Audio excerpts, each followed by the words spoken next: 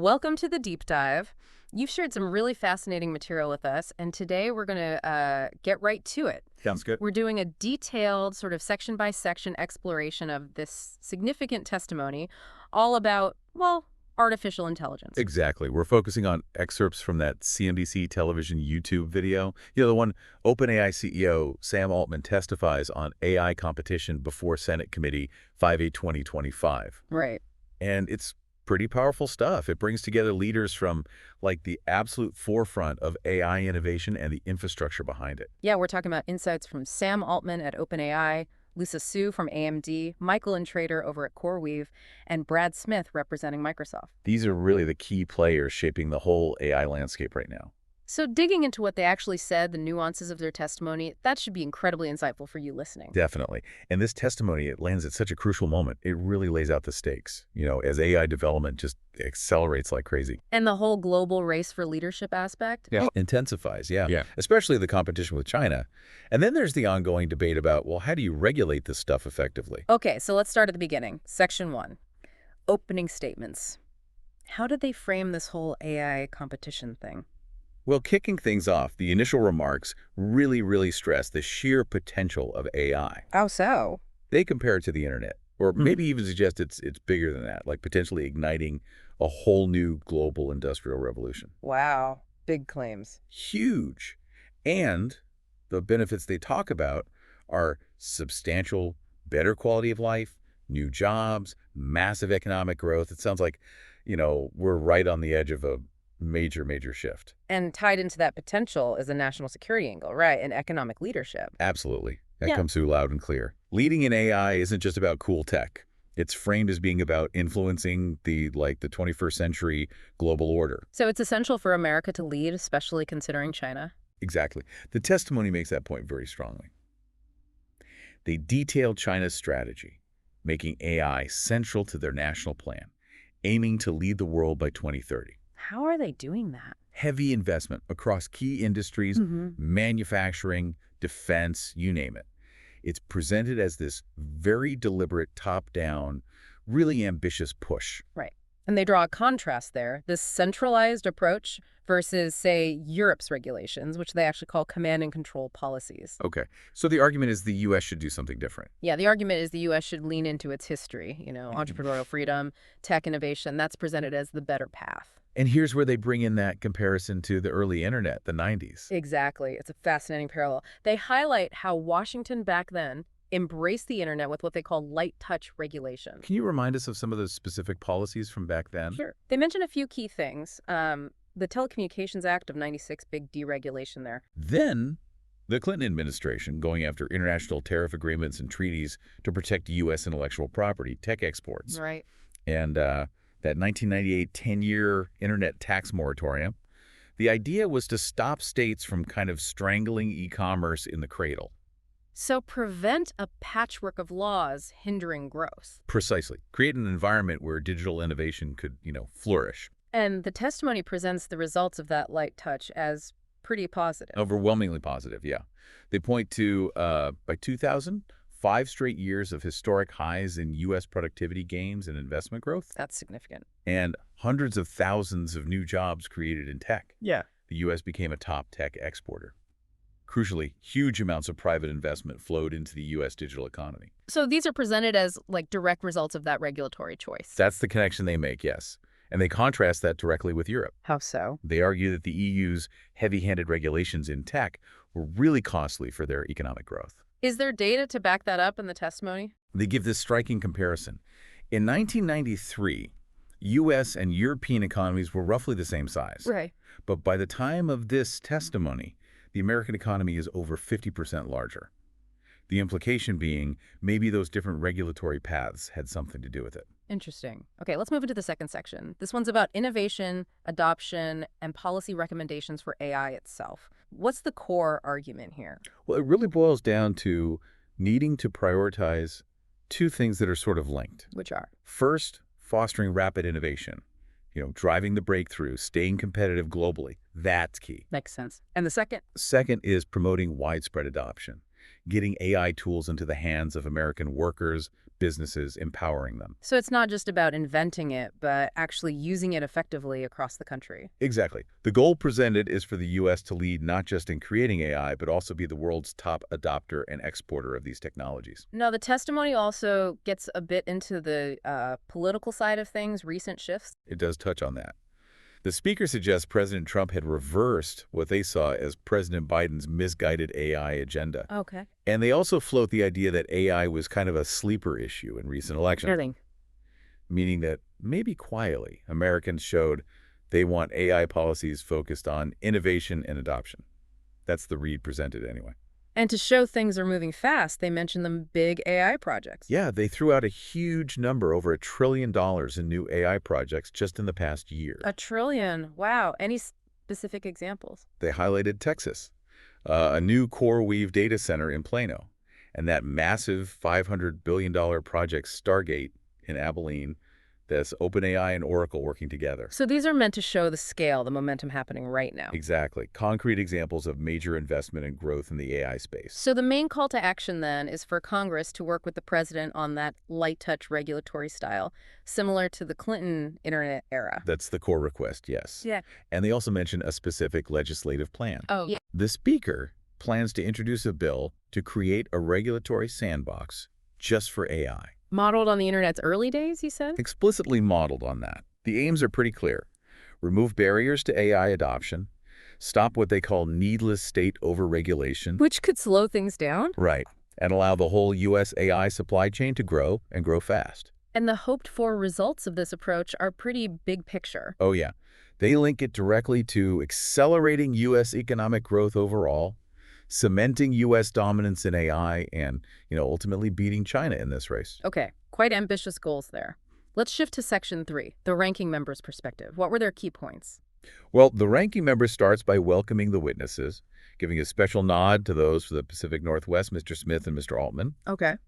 And they lay out their own vision, calling it an open AI approach. What does that mean, open AI approach? The goal, as they put it, is to basically win against China's closed system. How? By making sure AI architecture developed here and even globally favors the U.S.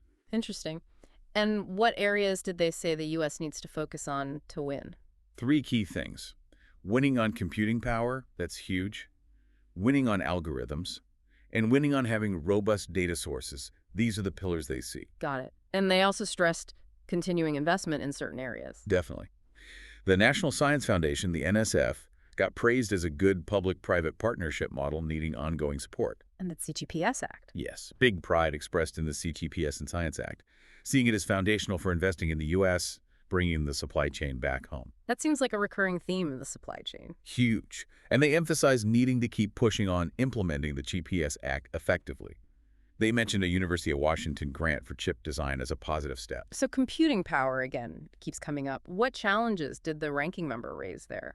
Well, the massive electricity demand from all these future data centers, they cited a figure, potentially 12% of all U.S. electricity. 12%, that's enormous. It is. So they stress needing smart approaches to data centers, yes, but also to the electricity sources themselves. Any solutions mentioned? They actually pointed to Microsoft's agreement with Fusion Energy up in Everett, Washington, as a really promising example for near-future fusion power. Fusion power for data centers, that's forward-looking. Very. And they also hammered home Mr. Smith's point about needing hundreds of thousands of new electricians in the U.S. to build all this out. Right. So domestic power, skilled labor, data centers, all linked. Exactly. Yeah. Then they shifted to export controls. What was the take there? It's a tricky subject. Very tricky. They clarified it's not really a trade strategy, but it's necessary. The goal is to set standards that encourage wide distribution of U.S.-made AI chips and tech. But safely. But safely. Making sure overseas partners follow U.S. rules, preventing stuff from getting around controls to China, ensuring U.S. companies have access to those markets, letting U.S. cloud companies in. And they mentioned Huawei. Yeah, as a kind of cautionary tale. Like, let's not get behind the curve this time and then have to try and rip things out later. Need to be proactive. Makes sense. And they ended with a strong call for winning and collaboration. Very strong. Reaffirming the goal of winning the AI race, pointing back to the GPS. They also mentioned sort of ruefully, 7 stalled bills from the previous session on things like NIST standards, education, small business support. Ah, urging action on those. Right. And a real plea to get beyond politics. They quoted someone named Paul Rohr saying collaboration is the next phase of innovation, all aimed at making sure U.S. OpenAI standards win out globally. Okay, that brings us to section 4. This is where we get the witness introductions and Sam Altman's opening remarks. Exactly. So first, they introduce everyone formally. Sam Altman, OpenAI CEO, known for ChatGPT. Dr. Lisa Su, Chair and CEO of AMD High Performance Processors, GPUs, AI accelerators. Right. Michael Intrator, CEO and co-founder of CoreWeave, that purpose-built AI cloud platform. And Brad Smith, Vice Chair and President of Microsoft. So you've got key players across the AI infrastructure, stack, hardware, software, cloud. Absolutely. Then the focus shifts to Sam Altman's statement. He notes he testified just 2 years ago when ChatGPT was like this new curiosity. And things have changed just a little since then. Just a bit. He throws out some huge numbers. ChatGPT used by over 500 million people every week now. 500 million a week. Yeah. And it's become the 5th biggest website globally, according to SimilarWeb. He talks about rapid growth, yes, but also important real-world uses now. Like what? He mentioned scientists reporting massive productivity boosts, like 2 or 3 times more productive, people using it for medical advice, learning in new ways. It's gone from future concept to, like, present reality. And he expressed pride in the U.S. leading. Big time. Pride in America, leading in AI. He echoes Senator Cruz's points about innovation, drawing those lessons from the internet again. Believing AI is at least as big as the internet. Least as big, yeah. And stressing the need to build the systems, set the policy now to keep the U.S. in the lead, repeat that past success. And he ended with that personal story. Yeah, that anecdote about visiting his childhood home in St. Louis, hoping some kid there is using ChatGPT right now to dream up the next big thing. He called it the magic of America. Nice touch. Okay, section 5. Dr. Lisa Su from AMD. What was her focus? Dr. Su starts by saying it's an honor to testify, identifies AMD as a U.S.-based semiconductor company, 56 years old. Wow, long history. Yeah. She emphasizes billions rely on AMD tech daily, but also highlights the role in critical missions, defense systems, secure comms, scientific research, really establishing AMD as part of the national infrastructure. And she mentioned public-private partnerships. Very proudly, yeah. Specifically, their work in supercomputing with the Department of Energy. Well, right, the fastest supercomputers. Exactly. Powering the top 2 in the world, Oak Ridge, since 2021, and the newly commissioned one at Lawrence Livermore. She stresses these aren't just fast machines. They're critical national infrastructure for big research problems, national security, scientific leadership. Then she turned to AI. Yep. Acknowledge the extensive discussion, thank the committee for the hearing, framing it as an opportunity to talk about how we win.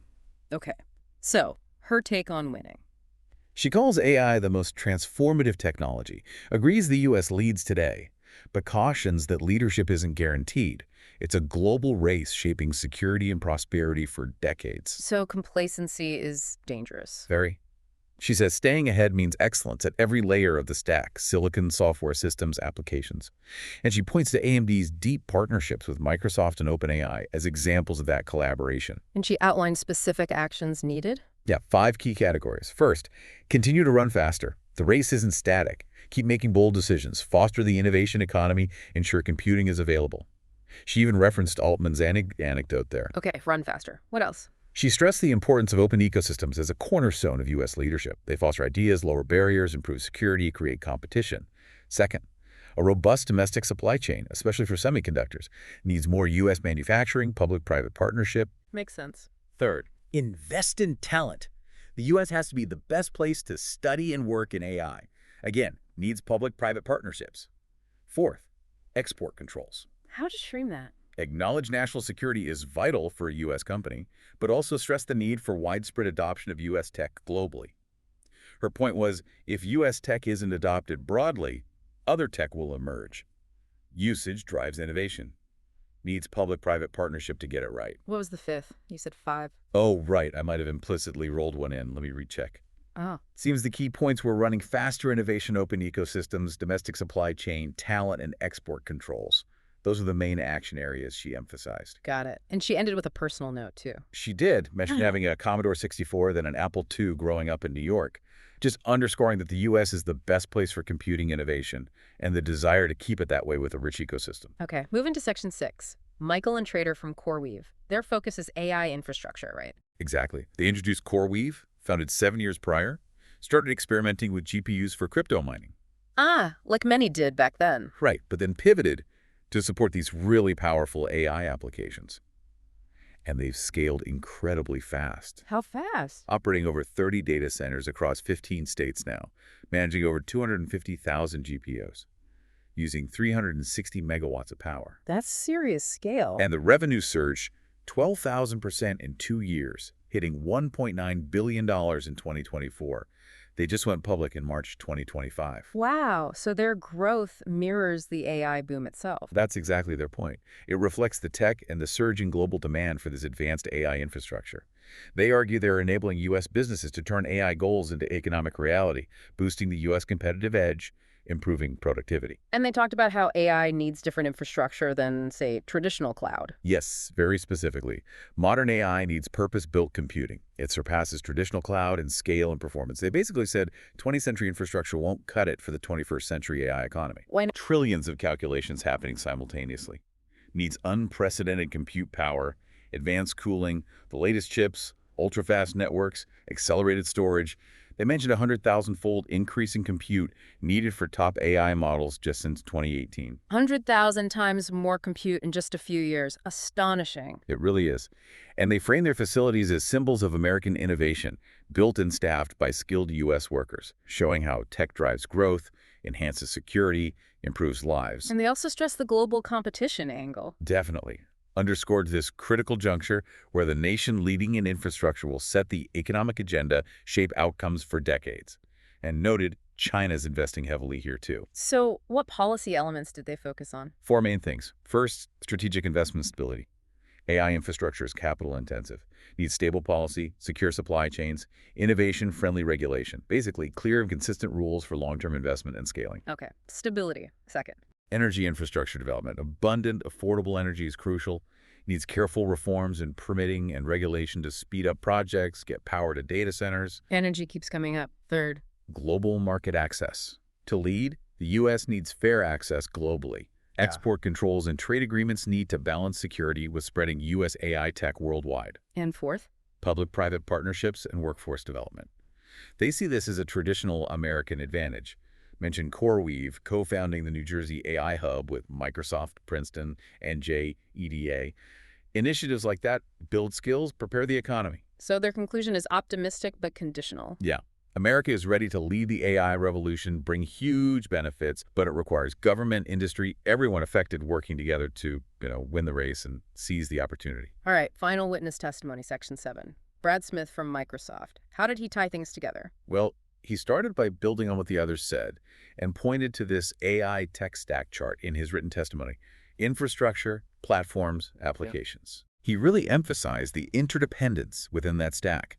Talked about how Microsoft works closely with OpenAI, AMD, CoreWeave. Everyone's success depends on the others. Extending that interdependence beyond just the big companies. Exactly. He broadened it out to include open source developers, power plant workers, electricians, pipe fitters.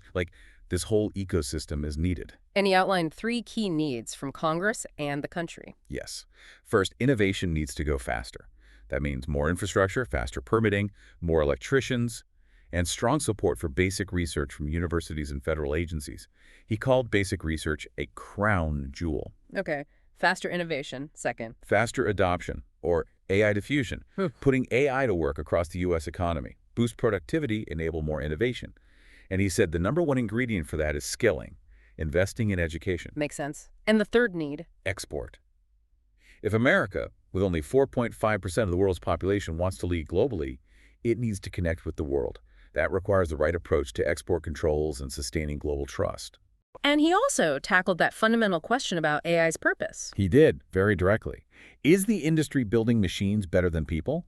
Or machines to help people become better? He emphatically said it's the latter. And similarly for jobs. Yeah. Is it about building machines to outperform people in current jobs, or machines to help people pursue better jobs? Again, he stressed the goal is the latter, empowering people. So a human-centric view of AI's goal. That's the message. And he shared two takeaways from his 32 years in tech. Which were? First, never underestimate technology's potential and its speed. Second, never underestimate human ambition, what people can do with better tools and learning opportunities. Connecting tech progress with human potential. Exactly. He linked it to the story of the industry, the country, referenced Sam Altman's journey, said, look, not everyone becomes a tech titan, but everyone deserves the chance to try. And he ended with a vision for the future. Yeah, this image of kids all across America, attics, basements, bedrooms with computers and internet, now having AI tools at their fingertips, urging investment in their education and skills to help them create the future they deserve. That's a powerful closing image. So wrapping up this deep dive, several big themes clearly emerged again and again. Absolutely. The urgency of the global AI race, especially with China, that was constant. Definitely. The absolute critical role of infrastructure, energy, data centers, you heard that from everyone. Mm-hmm. And the need for regulation, but that specific light touch, strategic kind. Right, drawing parallels to the internet's early days. And alongside that, the vital importance of talent development, education, getting the workforce ready. And the complexities of export controls kept popping up too. Yeah, balancing national security with global leadership and adoption. It's a tightrope walk. And underpinning it all was this idea of interconnectedness, wasn't it? Within the tech stack, between companies, government, academia. Totally. The testimonies really highlight how dependent everyone is on each other in this AI ecosystem. Collaboration isn't just nice to have, it's essential to actually move forward and tackle the challenges. So the potential for AI to bring massive positive change is clear, but actually realizing that potential, especially for the U.S., hinges on maintaining leadership. That's the strong takeaway. The potential is immense, but U.S. leadership, rooted in innovation and those open values they talked about, is seen as crucial to ensuring those benefits are widely realized and, hopefully, equitably shared. So for you listening, as you've processed all this with us, maybe think about this. Which parts of this testimony really clicked with your own view of where technology is heading? Where do you personally see the biggest opportunities? And maybe what challenges highlighted today do you think need the most urgent attention as we all navigate this incredibly fast-moving AI era? Thanks for joining us for this detailed look on the deep dive.